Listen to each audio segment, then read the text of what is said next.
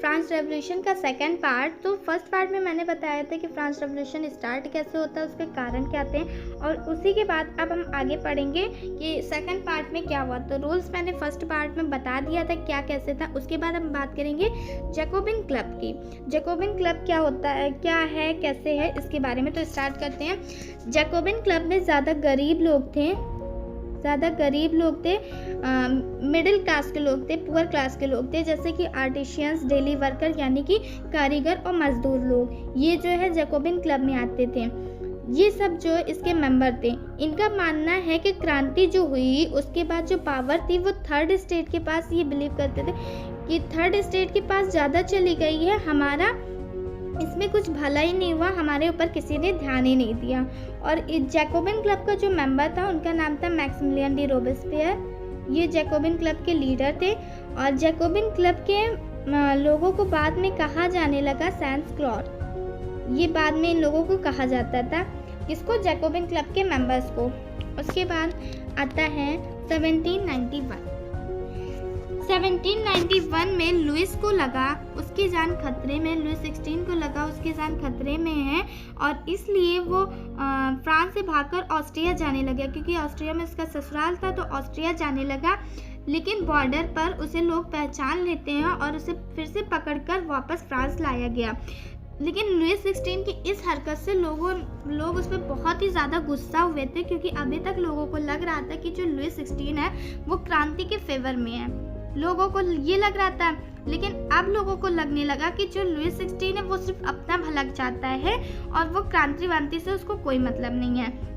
तो इस वजह से लोग और भी ज़्यादा भड़क गए थे, और जो जैकोबिन्स क्लब के मेंबर थे उन्होंने रिपब्लिक की डिमांड कर दी कि अब राजशाही को हटा देना चाहिए, अब जो है ये सब रिपब्लिक बना देनी चाहिए, राजशाही को हटा देना चाहिए फ्रांस से। क्यों? क्योंकि जो है उसे ऐसा लगता था कि उसके ऊपर किसी ने ध्यान नहीं दिया, थर्ड स्टेट के पास सारी पावर थी। लेकिन जो कॉन्स्टिट्यूशनल असेंबली थी वो चाहती थी कि जो है अभी भी राजशाही रहे, राजा अभी भी रहे, जैसे कि ब्रिटेन में, ब्रिटेन की तरह यहाँ पे भी अभी भी राजा रहे। और इसलिए दोनों में प्रोटेस्ट हो गया, जैकोबिन क्लब में और कॉन्स्टिट्यूशनल असेंबली में प्रोटेस्ट हो गया, जिसकी वजह जो कॉन्स्टिट्यूशनल असेंबली थी उसने गार्ड भेज दिया जैकोबिन क्लब्स के मेंबर के लिए, और जो गार्ड थे उन्होंने उन पर गोलियां चला दी, जिसकी वजह से जैकोबिन क्लब के जो मेंबर थे वो और भी ज़्यादा भड़क गए, और भी ज़्यादा गुस्से में आ गए थे, क्योंकि जो कॉन्स्टिट्यूशनल असेंबली थी वो अब अपनी दादागिरी दिखा रही थी। इसलिए ये था 1791 में क्या हुआ, कैसे मतलब लुइस 16 ने भागने की कोशिश की थी, कैसे उसे पकड़ के लाया गया। तो ये सब हुआ था 1791 में। अब आगे बढ़ते हैं। तो अब आता है लेजिस्लेटिव असेंबली।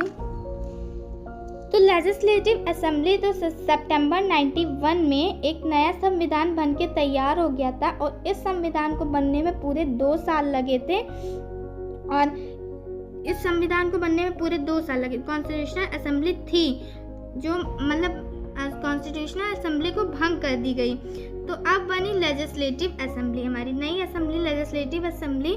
तो इसमें जो था, जैसे वो चाहते थे कि कॉन्स्टिट्यूशनल असेंबली के लोग कि राजा रहें, तो अभी भी राजा ही वहाँ पे हेड थे, राजा थे वहाँ पे। उसके बाद लेजिस्लेटिव असेंबली थी, 1 साल के अंदर ही फेल हो गई। जो लेजिस्लेटिव असेंबली थी वो 1 साल के अंदर फेल हो गई। क्यों फेल होती है? क्योंकि जो लोग थे अलग अलग पार्टीज के, इनमें विवाद बढ़ता चला गया, किसी को कुछ चाहिए था, किसी को कुछ चाहिए था, तो इसलिए जो लेजिस्लेटिव असेंबली थी वो ज़्यादा टाइम तक नहीं चल पाई, तो वो 1 साल में ही भंग हो गई लेजिस्लेटिव असेंबली। इसके आगे आता है हमारा लेट 1792। इसमें क्या होता है, इसमें 1792 पर अगस्त का महीना अब आ गया है, तो सब लोग राजा से बहुत ही गुस्सा थे। एक भीड़ में रेडिकल्स ने राजा में लुइस 16 के ऊपर हमला कर दिया था भीड़ में। क्यों किया था? क्योंकि उसने ऑस्ट्रिया और प्रशिया से मिलकर फ्रांस के खिलाफ साजिश करने की कोशिश की थी लुइस 16 ने। इसलिए जो रेडिकल्स थे उन्होंने एक भीड़ में अटैक कर दिया था, जिससे जो राजा थे वो बचते बचाते पहुंचते हैं नेशनल असेंबली के पास। नेशनल असेंबली के पास गया छिपने के लिए, पर इस असेंबली ने डिसीजन लिया कि अब राजशाही खत्म कर देनी चाहिए। नेशनल असेंबली के लोगों ने डिसीजन लिया कि अब राजशाही को मतलब पूरी तरह से ख़त्म कर देना चाहिए, क्योंकि राजा ने प्रूशिया और ऑस्ट्रिया की मदद कर फ्रांस के खिलाफ साजिश करने की कोशिश की थी। प्रूशिया ऑस्ट्रिया की मदद कर फ्रांस के खिलाफ साजिश करने की कोशिश की थी। तो जो लेजिस्लेटिव असेंबली है वो अपने आप को सस्पेंड कर दिया, उसने अपने आप को सस्पेंड कर दिया और बोला कि अब एक नया संविधान बनना चाहिए, अब राजशाही खत्म और अब एक नया कॉन्स्टिट्यूशन बनेगा और फिर से इलेक्शन होगा और इलेक्शन इन्होंने बोला कि लुई 16 के ऊपर अब केस चलेगा। केस क्यों चलेगा? क्योंकि उसने जो है प्रूशिया और ऑस्ट्रिया से मिलकर फ्रांस के खिलाफ साजिश रचने की कोशिश की, इसलिए इसके ऊपर अब केस चलेगा। तो जो लुई 16 था 1793 जनवरी में उसे मार दिया गया। तो इस तरह से बना वॉर ऑफ द फर्स्ट कोलिनेशन। इसको बोला जाता है वॉर ऑफ द फर्स्ट कोलिनेशन। किसे?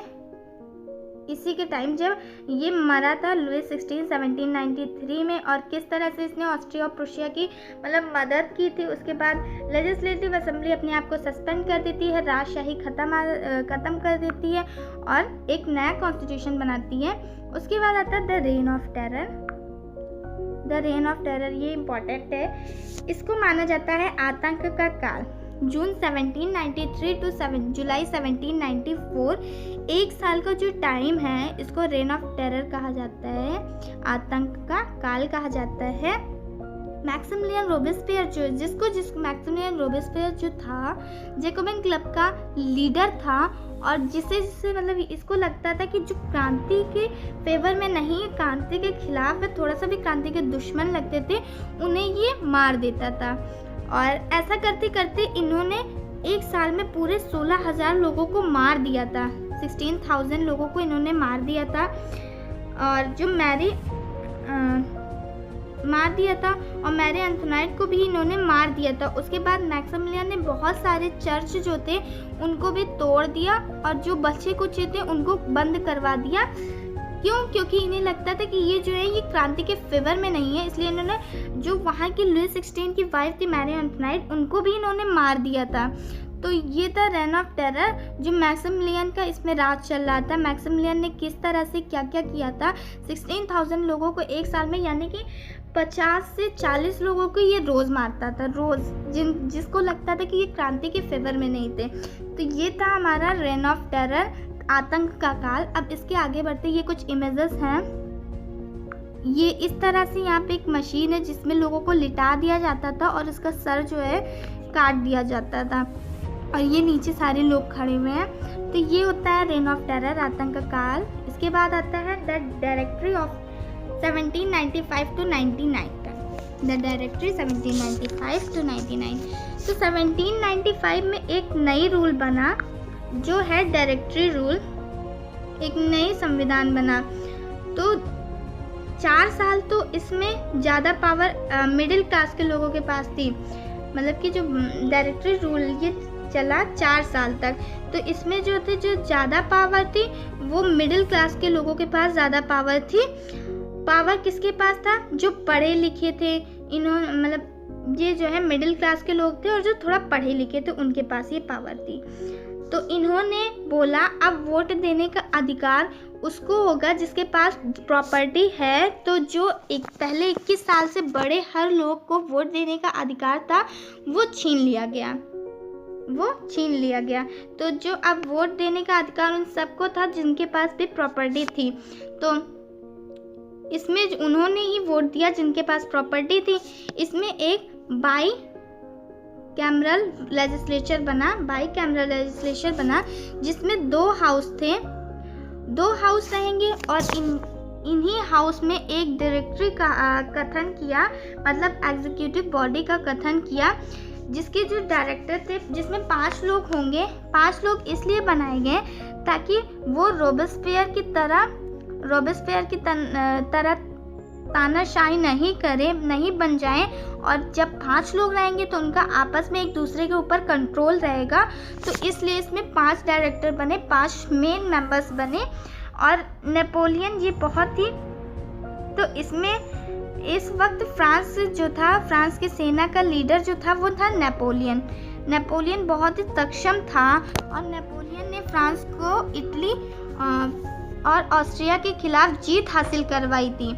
नेपोलियन ने फ्रांस को इटली और ऑस्ट्रिया के खिलाफ जिताया भी था, तो और फर्स्ट कोलिनेशन की लड़ाई ख़त्म हो गई थी। इसी के साथ फर्स्ट कोलिनेशन की लड़ाई ख़त्म होती है। तो ये था द डायरेक्टरी ऑफ 1795 to 99 तक। तो इसके बारे में हमने जाना। अब आगे जानेंगे द कॉन्सुलेट नाइट 1799 to 1804। तो इसमें क्या होता है ये जानेंगे। 1799 में तो और अब नेपोलियन जो था वो जब लड़ाइयाँ जीत गया तो उसे कॉन्फिडेंस उसका बढ़ता गया और अब वो था 30 साल की उम्र में। तो जब उसने जो है डायरेक्टरी में था, वो जब नेपोलियन ने फ्रांस को इटली और ऑस्ट्रिया की लड़ाई में जिताया था तब वो था 28 साल का और अब है वो पूरे 30 साल का, 30 साल का। तो अब देखते हैं अब जो है नेपोलियन की जो कॉन्फिडेंस था वो और भी बढ़ता गया, ओवर कॉन्फिडेंस बोल सकते हैं। तो 30 साल की उम्र में नेपोलियन ने डायरेक्टरी रूल को पलट कर रख दिया था, एकदम पूरी तरह से पलट कर रख दिया था। जो डायरेक्टर्स थे उनको नेपोलियन पर पूरा विश्वास था। ये इनका बहुत खास आदमी था डायरेक्टर्स का नेपोलियन, लेकिन नेपोलियन ने इसको पलट कर रख दिया और फिर से नया संविधान बनाया। किसने?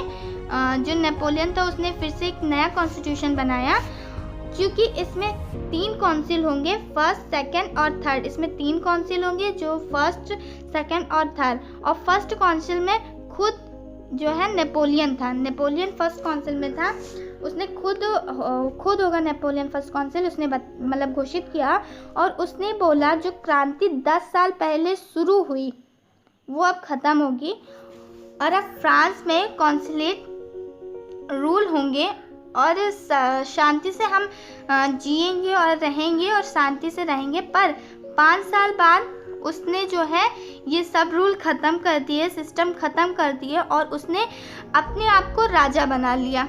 5 साल बाद उसने ऐसा किया कि अपने आप को राजा बना लिया। सो ये जो फ्रांस रेवोल्यूशन था ये शुरू कहाँ से होता है? राजा पे, और ख़त्म भी होता है आकर राजा पे। राजा से ही शुरू होता है, राजा पर ही ख़त्म होता है। तो बस यहीं से फ्रांस रेवोल्यूशन ख़त्म होता है और नेपोलियन की कहानी, नेपोलियन का राज यहाँ पे शुरू होता है। सो आशा करते हैं कि आपको फ्रांस रेवोल्यूशन का टॉपिक अच्छा लगा है, और अगर आपको अच्छा लगा सो प्लीज़ लाइक करें वीडियो को, कमेंट करके बताएं और हमारे चैनल को सब्सक्राइब करें।